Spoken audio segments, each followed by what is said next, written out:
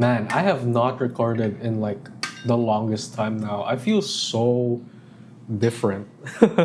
Hello everyone, I am still alive and my goodness, it's been a while since I did anything in this channel. I greatly underestimated this term and I swear the amount of work tripled during the second half of it. Just some random little backstory, but when my friends and I were enrolling for classes last term, we were like, yeah, it's gonna be easy because we don't have that many classes, blah, blah, blah, blah, blah.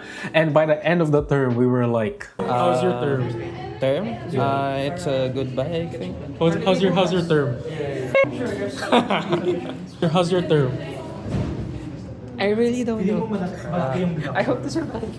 Yeah, so that term did not end well.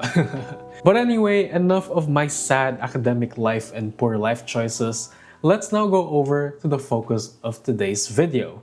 Something I've been working on since the release of the DJI O4, the Hachidorii XL.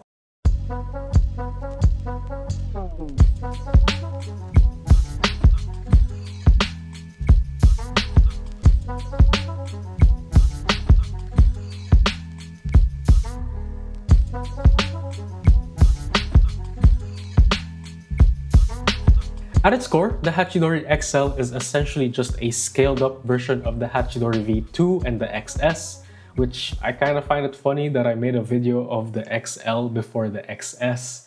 But anyways, I'll go over the XS in its own feature video. So going back, the XL has some pretty familiar features such as the skeletalized frame, the simplistic inner geometry, the toothpick-like construction, and a 3D printed duct to keep the props and electronics safe. Some of you may remember at the earlier part of this year, I managed to cough up enough cash to get my hands on the DJI Goggles 3 and the O4 Lite. So having the latest and greatest from DJI in my hands now, I wanted to include this to my new goal for the Hachidorii XL. I wanted to make something that could hold the O4 Lite, making this basically my very first digital build, make it pretty fun to fly, but most importantly, I want it to have no jello whatsoever, especially since this was something that some people were having trouble with their O4 Lite builds. So those were the 3 goals that I set out to achieve last January. Yeah, so it's May now. Good job to me. I swear my brain still thinks it's March, but nope, it is actually May now. So we're past 1/3 of the year now. But anyways, going back, aside from my academics, it seems that I have also underestimated how hard it was going to be to make a drone like the Hachidorii XL. First of all, let's go back to 3D printed ducts, because you all know how much I love 3D printed ducts. You've seen me mention and advocate the use of 3D printed ducts for whoops for a while now, and that's mostly because the alternative, which are carbon fiber ducts, usually double the price of the frame, and depending on the quality, thickness, and the type of layup, carbon fiber ducts aren't necessarily durable if they're unsupported. Designs like Ledrone Club's PicoWhoop or QAV's Pro Micro are actually great examples of adding supports at the farthest parts of the ducts to make the duct a lot more durable.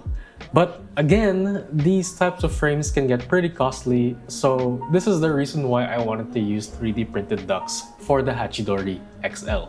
However, while I do still think 3D printed ducts are a great option, the Hachidorii XL is probably the largest I'd go with 3D printed ducts. And that's mostly because of durability concerns.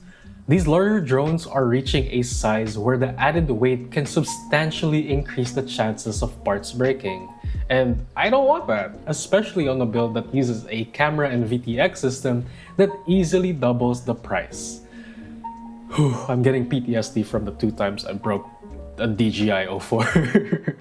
You live and learn, and sometimes you learn the expensive way. But as I've mentioned, the benefit of 3D printed ducts is that they are cheaper and easier to replace. Plus, you can also add some features that you can't do with carbon fiber sheets. The second issue I took some time to solve was the vibrations getting through the O4 camera. The very first digital build, technically, that I had was actually this Spezilicious 75 RST by Spezilover with a half-assed top mount solution that I designed. This is horrific beyond belief. This is horrible. Never let bro cook. I really wasn't proud of this top design, and it was just like a proof of concept thing. But I was hopeful because the footage that I got from it had vibrations. And I think I know what you're thinking, you smart nugget. Rice Bowl, I thought you didn't want vibrations. Why are you so happy? I'm happy because these are the kind of high frequency vibrations that you could use a dampener to easily fix. And so I tried a bunch of different dampeners, some with different stiffnesses, different sizes, and I managed to find one that works pretty well, which is the Gep RC vibration that they use in the Cinelog series, I believe. Honestly speaking, there was some math involved initially in making the vibration dampening system, but ultimately, lots of trial and error were needed to get the theories involved to work in real life. And for my next trick, I'm going to make some of you engineers grit your teeth in a matter of seconds. In 3, 2, 1. Lagrange equation of motions, transfer functions, PID controls, all of this math and derivation and integrals. I was working on Hachidorii XL while all of these things is happening. And one thing that I found really interesting is that when I was using MATLAB, I don't know if you guys know MATLAB, but that's not that important right now.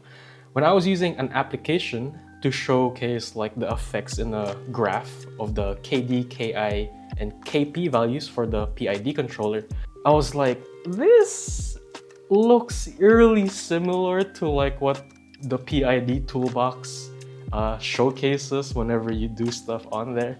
And I was just like, wow, the gap between school theories and things that I learned and things that I'm actually applying in real life, it's a very small gap now. So I'm actually kind of proud of that.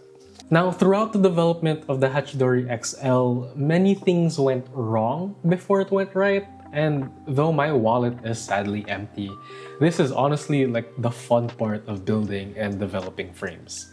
And in all honesty, despite all the headaches, troubleshooting, and broken parts, it was genuinely really fun playing around with new solutions. And at the end of it, it feels extremely rewarding to finally get to see your hard work come to life.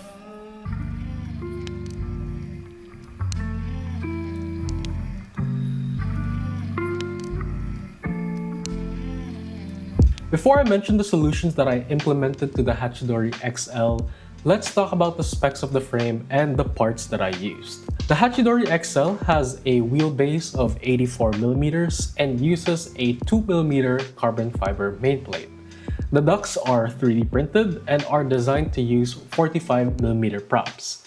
However, if you remove the ducts and fly it like a toothpick, you can actually use 2-inch props. Kinda. You can go for both analog and digital for the Hachidorii XL, though it's mostly centered on digital. And I actually gave you guys a lot of center space that you can use for like a good number of flight controllers and VTXs.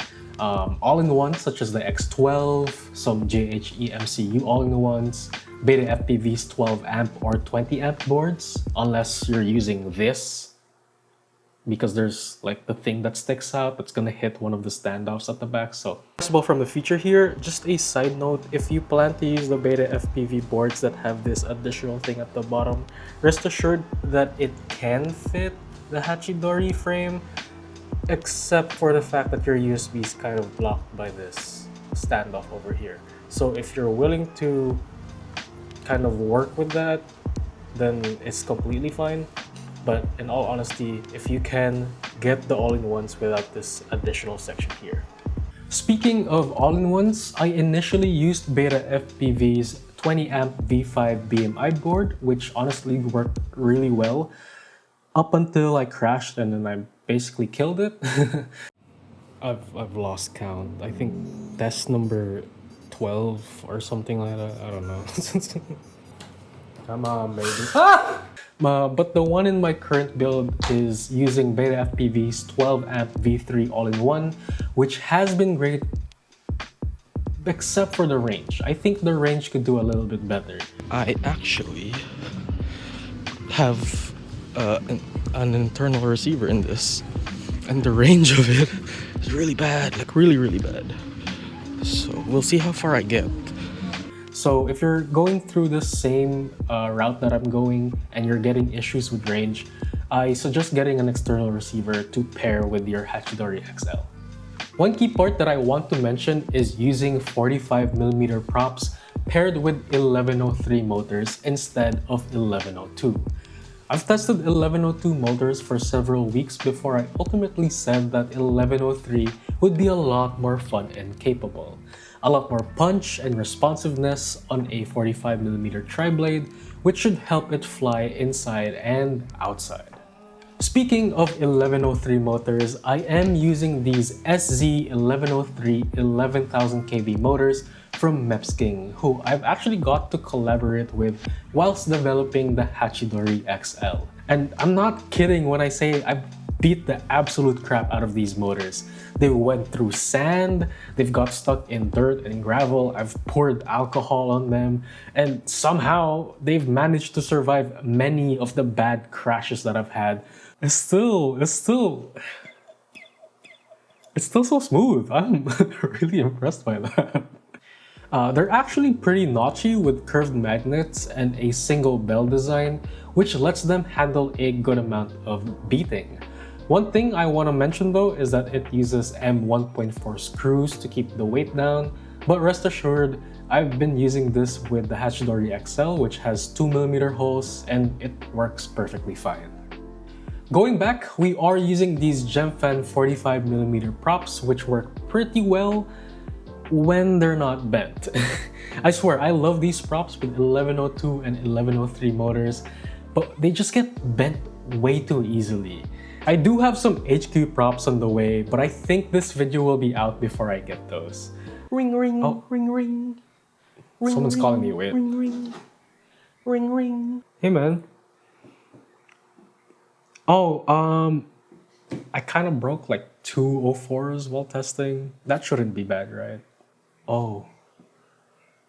So we don't have enough funds for the HQ props. Lastly, I am using these GNB 380 mAh 2S batteries with the BT 3.0 connector, mostly because I already have these from when I built up the Kayo Mini, and also because I have Bifly's Tooth Store charger, which is honestly really convenient for charging 2S batteries. So I went with BT 3.0 and I'm getting like 3 minutes and 30 seconds on some casual freestyle with the 300 milliamps. So I think you're gonna get like 5 minutes or more on a 450 or a 650, which the Hachidorii XL can definitely hold. You can definitely go with an XT30 or 2 BT 2.0 connectors in series, and both of these I've actually already verified and tested, as a few beta testers already got their hands on some early prototypes of the Hachidorii XL.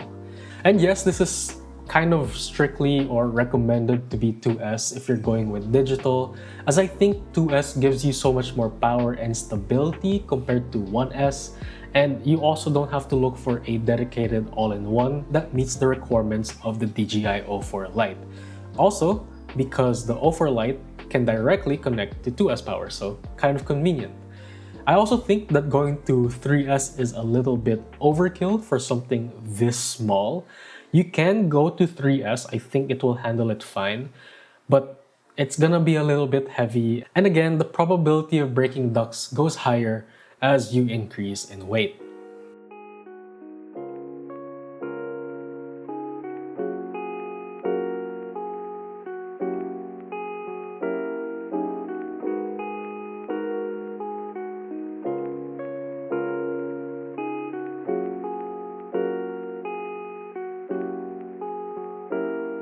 With some specs out of the way, let's first address the ducts issue first.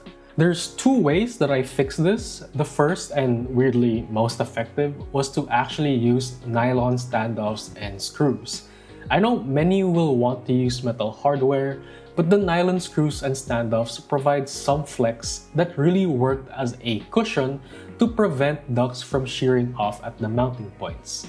Naturally, I did try other solutions like playing around with duct geometry, But overall, using nylon standoffs not only help keep the ducts intact, but also maintain the weight at a reasonable level.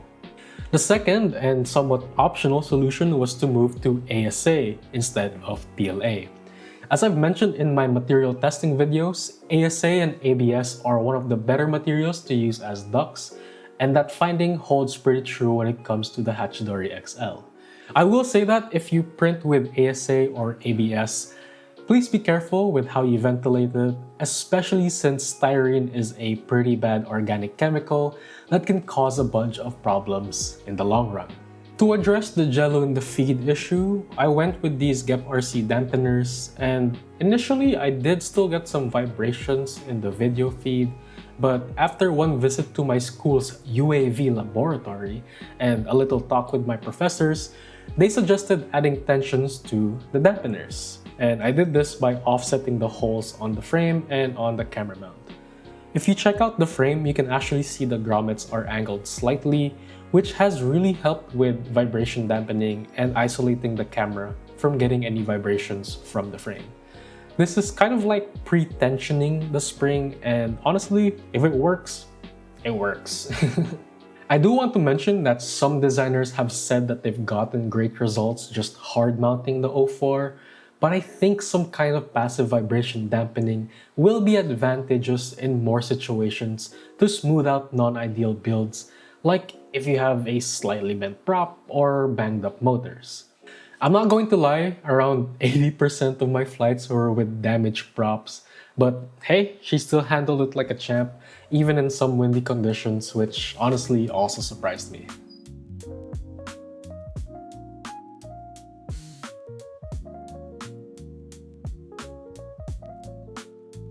I also want to mention that being a larger drone, I wanted to play around with some new configurations and to give you guys some options on how to build the Hachidorii XL.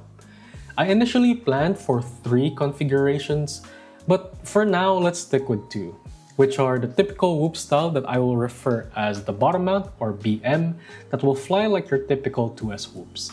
Some ducts in view, but overall a more protected camera if protection and smooth turns are your priority. And I know some of you will ask, the camera, when pressed into itself, does not hit the video transmitter. I know that was like a problem for some DJI 04 builds. And if you really want to lower the risk of the camera smashing into the VTX, I've also included a spacer that you can print to space the camera and the VTX more. Second, we have the top mount or TM version, which gives a smoother flight given the top-mounted battery and places the camera further forward if your priority is to not have any ducts in view. This trades protection for a more tinywhoops-centered build, and if you ask me, this was the original goal of this project, and this is also the configuration that I mostly prefer. Now, I did mention that I was going to make a pusher-style Hachidorii XL that could work with the DJI 04, but I'm honestly doubting if the 45mm props on 2S with 1103 motors will be enough for the flight performance that I am aiming for. That, and I'm just too broke to buy the DJI 04 Pro. Ring, ring, ring, ring. Wait, someone's calling me again. Ring, Wait. ring, ring, ring. Oh yeah, hey, it's you again. I just wanted to let you know that I got you the 04 Pro that you wanted. You bought what? Lastly, just a brief mention, but you can also use this frame with 04s that have the lens mod. I actually have already tried this with an M12 lens, which I think is the biggest lens you can get right now, and it worked pretty well on the bottom mount build. I also have plans on having some kind of ND filter mount for the modded or unmodded 04 lens, but honestly, it's in the back burner and I'm not entirely sure if people want that, but we'll see. I'm also not sure if it is worth it, since I don't think the quality of the 04 Lite is up there enough. So we'll see. Maybe it is worth it, maybe it's not. I could be wrong with that, so I guess let me know in the comment section below if you want a mounting option for some ND filters.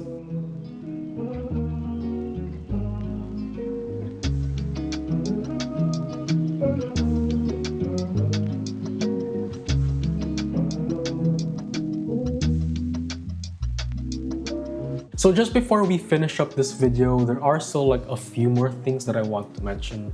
This project is around like 95% done. I've already had several people fly fully built Hachidorii XLs throughout February and March, and the reception around it has been great so far, which is honestly really good to hear. Rest assured that I will be finishing this up very soon alongside the Hachidorii build manual, which is starting to come together. I genuinely feel like the current PID tune could be better.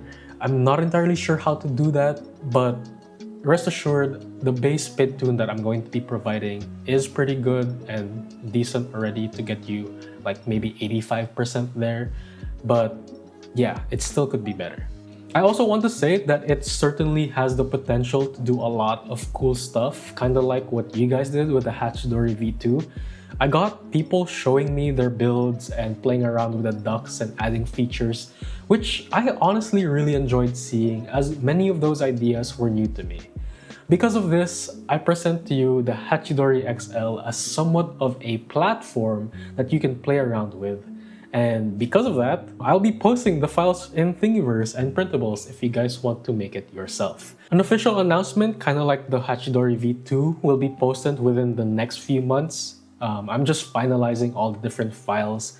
And after that, you guys will be able to get the carbon fiber and nylon hardware from CNC drones, and all the different files will be available in Thingiverse and Printables. Lastly, I do want to give my thanks to Mepsking for this opportunity. They sent me their SZ1103 motors, which I've honestly not seen too much here online. So I wanted to try them out and just tell you guys what I think about them. Honestly, they've been really reliable within the past 5 months of my testing. Lots of abuse, they went through a lot of things, and yet they still sound fine to me. And honestly, they perform above average. They're not the most performance-centric motor, they're not the most efficient motor, but at that price range, I think it's hard to beat. And if you guys want to try this motor out or any of the other cool stuff that they have in their website, there's going to be an affiliate link in the description down below, and you can also use a discount code RICE10 or RICE10 for a 10% discount on your order when you check out. Again, thank you to Mepsking for this opportunity. As always, I want to say thank you to you guys for your continued support and for watching my videos. I know it got a little bit inconsistent in the past few months, but rest assured, there's a whole lot more planned for this year, and I hope to bring you guys along for the ride. So once again, thank you for watching, and I hope to see you guys in the next one. It is 5:40 a.m. I'm going to sleep now.